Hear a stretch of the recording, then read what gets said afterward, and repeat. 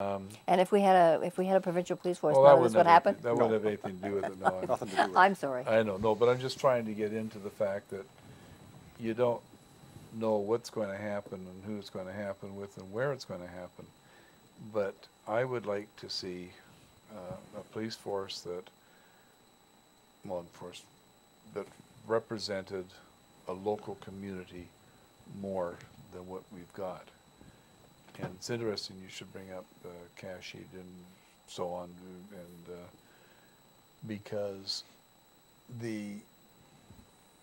it's interesting to see how our opinions sometimes change from one thing to another. Well, Cash was all in favor of a municipal police force when he was in Vancouver yeah. Police, and then he went to West Vancouver and saw what happens with the municipal police force, and did a good job there. But I think he knew he was destined for politics when he took that West Vancouver Police. He's going to kill me, but that's the way I feel. and now he's a provincial politician who is not he's not as strong and firm about a municipal police force as he was when he was with VPP. Now he's in a position that he could actually make a... And he could make a change. But how much of that is pressure from the politicians? Of course. Because he's a bureaucrat, not a politician. Yeah, he's a bureaucrat. But I mean, how much of that is pragmatism that comes with the job? Precisely, and he doesn't have a choice. Yeah. He doesn't have a choice. He has to toe the party line. Yeah. And unless the Premier decides that this is where we're going to go with it, it's not going to happen. And the Premier's not ready to say that. And he has only got his position, likely, because Vicky Huntington knocked out Wally Opal.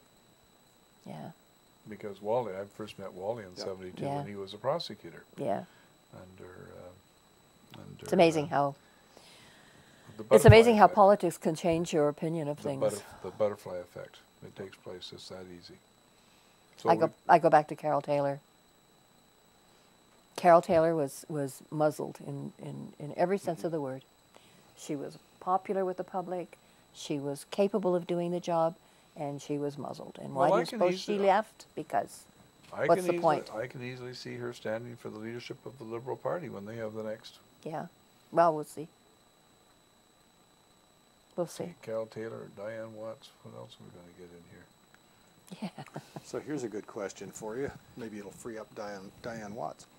What do you think of doing to Vancouver, or somebody doing to Vancouver, what was done to Toronto and the surrounding area, and turning it all into one big city? And Ottawa. And Ottawa. And Winnipeg. And Winnipeg, that's right. They hate it.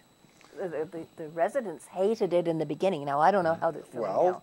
Some of them are getting used to it, from my understanding. Don't have a choice, right? It seems to be working out. So what would we call ourselves? We're calling ourselves Metro Vancouver now. Well, we already are, and that's the point. There's already a lot going on that. I wouldn't have basically from Point Grey to Chilliwack. I wouldn't have any problem with the GVRD police force. I think it would make all sorts of sense. No, I wouldn't have a problem at all. One uniform police force for the Greater Vancouver area, so that people can. You don't have to stop at the border of the bridge. More than anything, when I'm calling 911 and reporting some drunk in front of me, I wouldn't have to go through 4 police jurisdictions trying to get the idiot stopped. Because I've done that. Yeah. The last person I talked to was Burnaby. I went, from Port Coquitlam, Burnaby, Vancouver, and back to Burnaby with the idiot. Kept going to different jurisdictions. That's right. Did they give you a medal? No. They did phone me and tell me they stopped him, though. I can see the advantages to it. Yeah. Because there is a whole lot of duplicity with mayors. Yeah, there's duplicity as well as duplication. Sorry, yes. Good word. Yes. Well, we just have this crazy situation where people are just the sort of handcuffs, not on the part of the public or the crook, but the handcuffs from the person the cop that sort of got this municipal thing.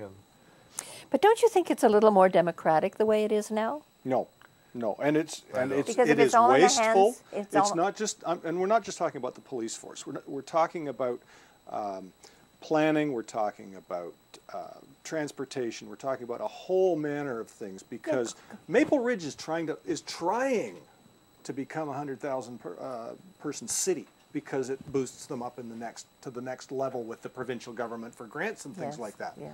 Maple Ridge shouldn't be trying to do that. We should be building in Port Coquitlam and Coquitlam still.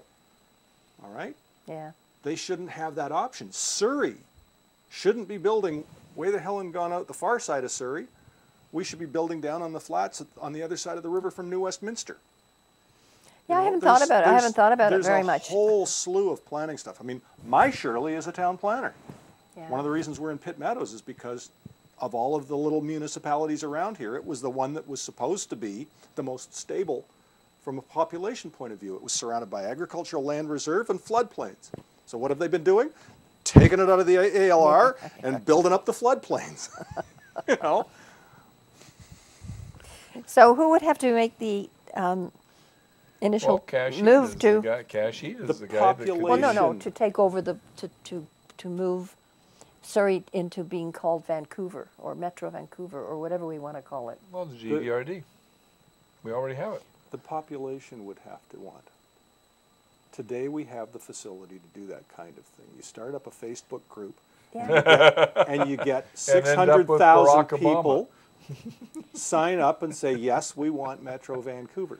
I did petitions. I'm not doing them anymore. Well, but you see, you No, but don't. I know what you're saying. But this is the point. It's a participatory thing that today it costs nothing. It's word of mouth. It's like your back fence, but it's effective.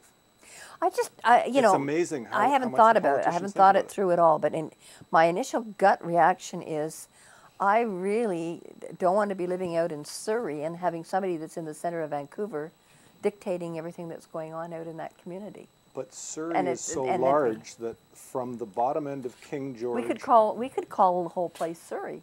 Well, Drop Vancouver, drop Richmond, drop New Westminster. We could call everything Surrey. Surrey. Sorry. Yeah, fine.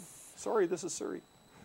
But honestly, from one end of Surrey to the other is almost as far as from Surrey to downtown Vancouver. Yeah, I know it is. I In know fact, it is. I'm not sure that it isn't farther.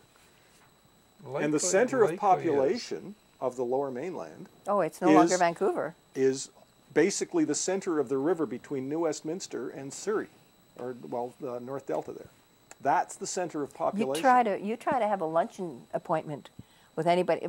For example, the RCMP offices are way the hell and gone out by the Number border. 10. That's right.